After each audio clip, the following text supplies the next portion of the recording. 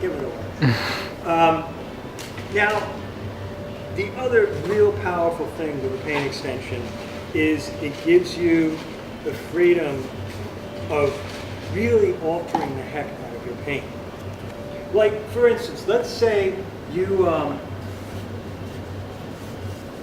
mean, we sort of straightforward one of just making the paint more. But let's say you have a bunch of, you know, you have, because most people have the heavy body paint, but say you want to play around with some of the fluids. So then you do your paint extension with, and you don't want to necessarily go buy a whole bunch because you just want to play around and experiment with it, right? So you come here and you get some of the polymer medium, or I would recommend the glazing liquid, and do your 30-70 that way. And you have something that's pretty close to this viscosity, but without going and buying a whole bunch right away. Now, obviously, if you really like it, then I would suggest you go, you know, you get what you want because that's what it's designed for. Say you have a bunch of the fluid and you want to play around with something that has this viscosity. You do your 30-70, but this time you use what's known as airbrush medium. And you get the same viscosity as that, 30-70. Let's say you want to play around with open, but the only thing, you know, you don't really want to go get a whole big line, right? You're not sure if you're really going to like it, because Roy said he didn't like it. You know. Have to have your normal heavy body, and you buy the open gel. Do your 30-70 that way. It's really going to slow it down. Now, obviously, once again, if you're doing that all the time, you probably want to go buy that line because then you like it, right? But to allow you to experiment, you know, that's what you get the gels for. And also, there's also a more liquid version of it. I don't use it. This has like been my favorite for years, and you know, we get a little thick-headed, but I also know it knows me. We work well together. This just dries too slow. But that's, you know, my personal thing. You need to experiment with it. Whites. We need to have two whites in our box.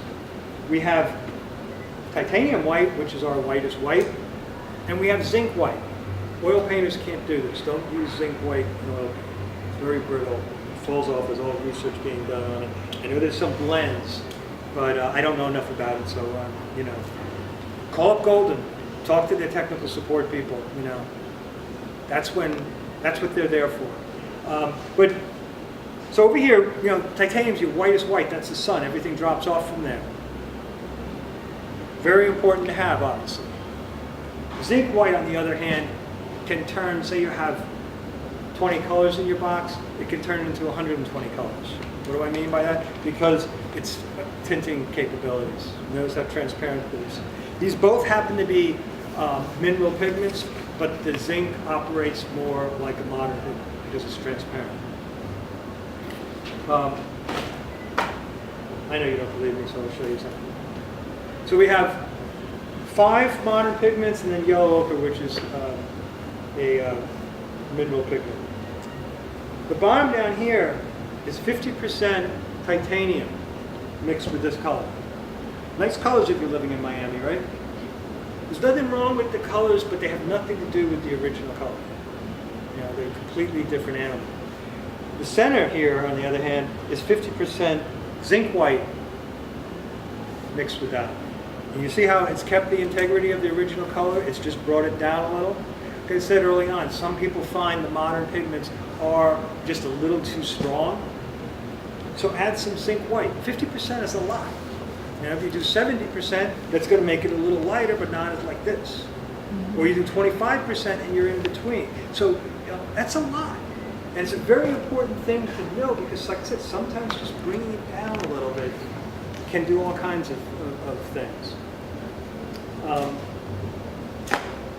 And going back to the color that I threw out.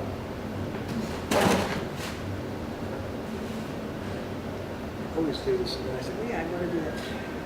I don't have any here, but if I had some zinc white, and you can see how the color is getting close to this already, right? But let's say, going back to the paint shift, the very first thing I started with, let's say you mix up this color, and you want it to stay like this. You don't want it to get darker. So what do? Because this is still wet. This is going to get darker. This is quite a bit lighter because of all the whiteness of the. But when that eventually dries, it's going to be. They're both going to be darker, and they're both pretty much going to match. Let's say, for argument's sake, you want it to stay like this. So what do?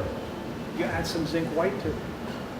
That's how you control the color shift. You can this takes a little getting used to. This is a little bit more like cooking and knowing what kind of spices to throw in. You got to be a little bit more sensitive with it. It takes a little practice. But since you know that it's going to get darker, and by adding the zinc white tinted, you're going to be a lot happier with the result than just saying, yeah, it got dark, I mean, there's nothing I can do. Let's do that. Buy some zinc white. Okay. What else do I want to talk about? There's a lot of different, I don't want to forget about varnish because it's very important.